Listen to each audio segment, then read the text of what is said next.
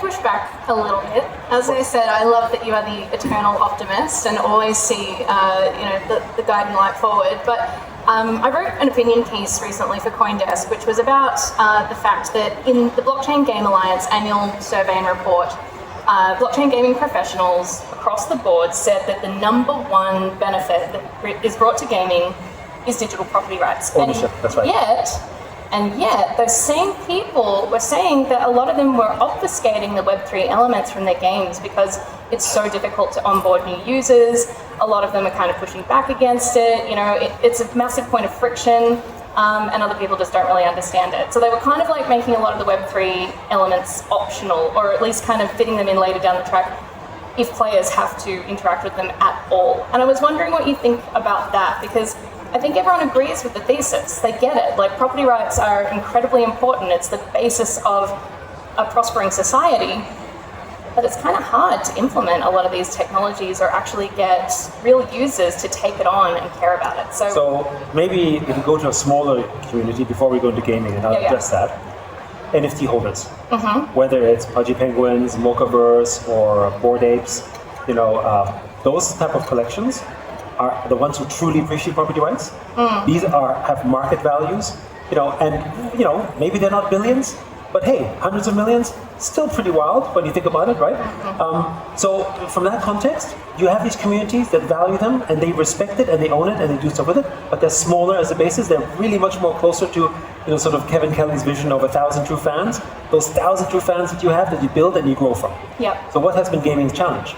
Gaming's challenge has been that it's a Web 2 business model trying to fit into Web 3 as opposed to be natively Web 3. Yeah. So when you go natively Web 3, you start with the NFT, you start with the user that appreciates the property, versus a Web 2 game that tries to obfuscate it, which works from an adoption standpoint, but you don't get the same effect because they don't really understand why they're here. Right?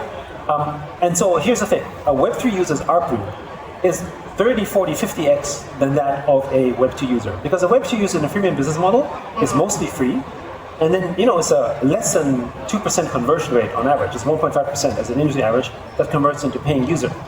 But a true Web 3 user is always a paying user.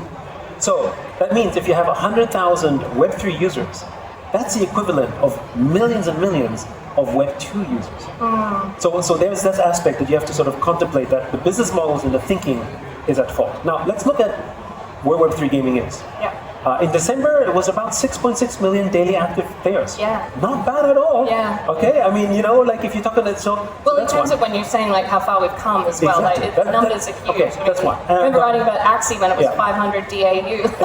Exactly. We invested in Axie, when it, I think, reached 1,000 users or something. It was like, whoa! Exactly. And also we invested in OpenSea when it had the first $1 million of total sales, right?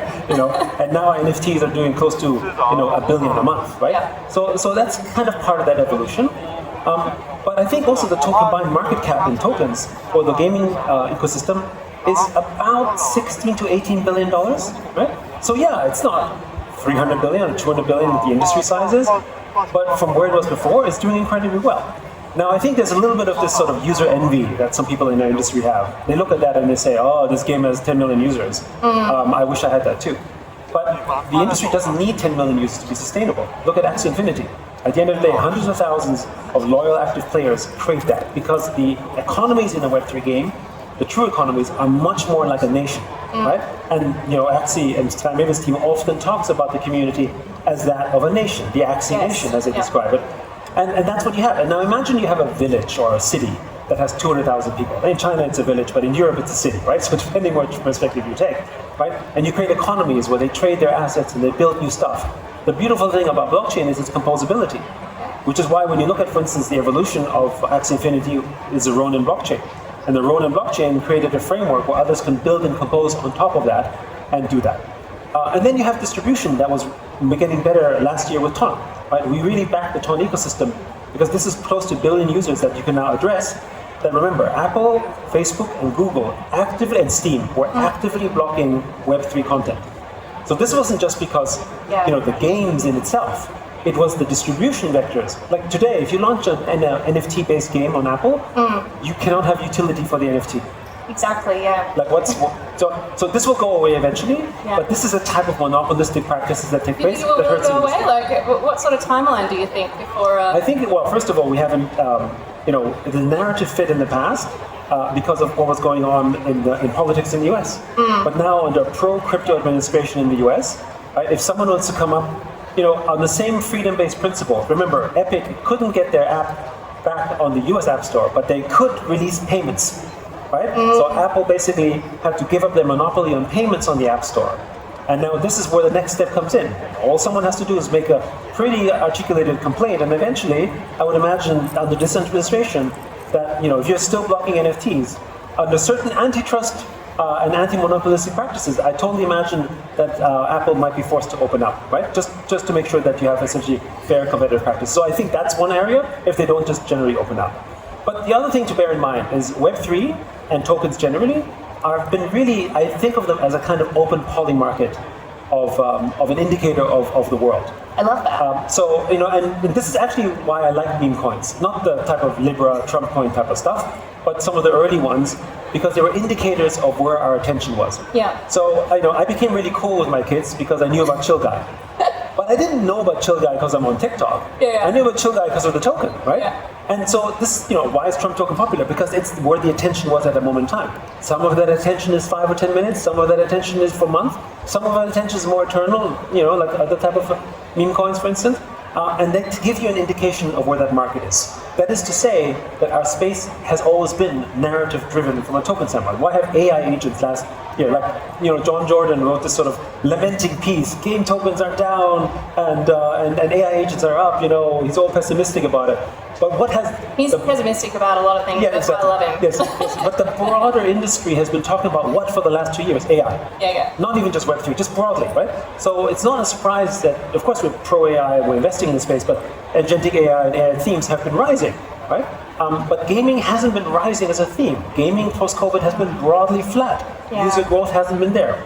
This year, we think we're really bullish on gaming because there's 2 major events that will drive it: GTA 6 and Nintendo Switch 2.